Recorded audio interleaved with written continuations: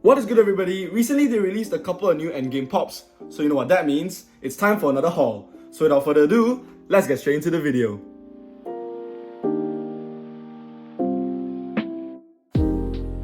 There were 3 new Endgame Pops released not that long ago. 2 of them are alterations of previously released Pops, which makes them pretty similar, but there are some pretty obvious differences, while the third one is a completely new design. On that day, I also managed to find a little extra something, which was a pleasant surprise. I will be revealing what that is, along with the other 3 Pops I got on that day. But before that, I'm going to pass it on to Live Johnny to show you guys what happened on that day.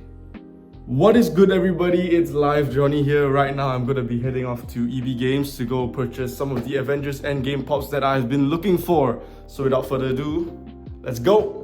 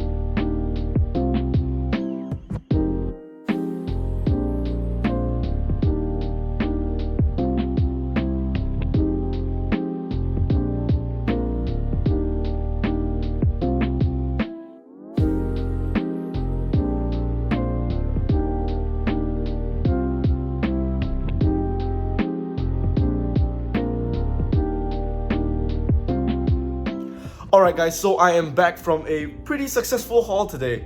As you can see from the montage from earlier, I got all 3 of the Endgame Pops that I was looking for, and also something extra. That's gonna be all from me. Time to pass it back to Facecam Johnny.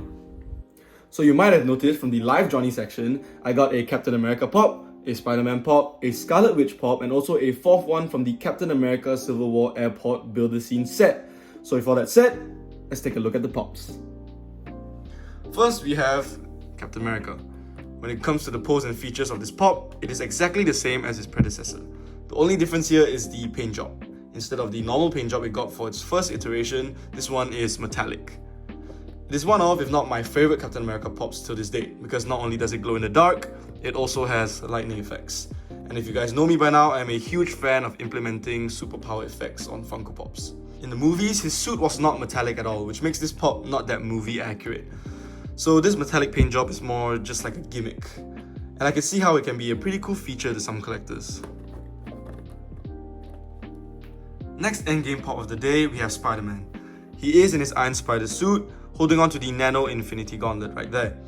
His nanotech tentacles are extended out on his Pop, but his mask is retracted. And that is the only difference it has to its very similar predecessor, its mask. Everything else is literally the same. There is no difference in paint job, and there is no difference in pose.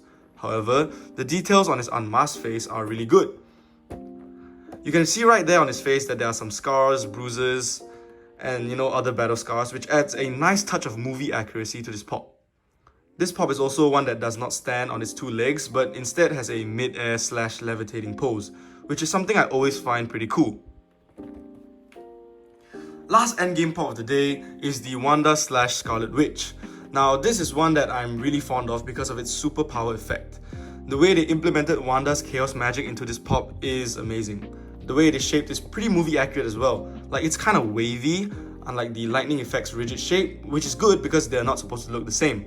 One other thing, I've mentioned a couple times in the past on this channel that I love pops that have superpower effects and also pops that are posing in mid-air. This pop does an excellent job in literally combining these two aspects together. The superpower effect bit of this pop is literally holding the Wanda figure above the ground. They did a similar thing with the Infinity War Vision pop, using his cape to keep him off the ground, but this one definitely looks a lot cooler. I already know that I will give this pop a high rating when I unbox and review it, because overall this pop just looks absolutely amazing. You will.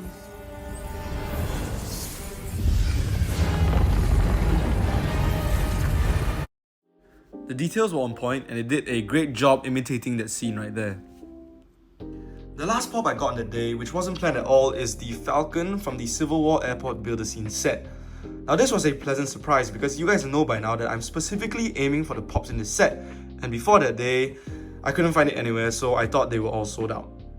Now, this Falcon looks a lot better than the previous Civil War Falcon pop that was released. Definitely more movie accurate when it comes to the color scheme. The details in the wings, suit, and goggles are way better than the previous iteration, and it does a better job in making this pop look like its movie counterpart. Like any other flying pop, it has a transparent pole connected to its back, lifting it up from the base. I also really like the way he's posed here. It just looks like what he does when he's in the air. Like, I'm pretty sure in the movies, he poses exactly like this when he's flying around doing Falcon things. Here's a quick look at all of the pops I bought on that day. 3 Endgame pops and 1 Civil War one. I'm going to send it back to the face cam to close out this episode. Alright guys, that's all from the Avengers Endgame haul, and let me just say that I'm very satisfied with how these pops turned out. Hope you guys enjoyed this video. If you did, don't forget to like, subscribe, hit that notification bell, follow me on Insta, check out my carousel shop, links in the description below, and I'll see you guys in the next one.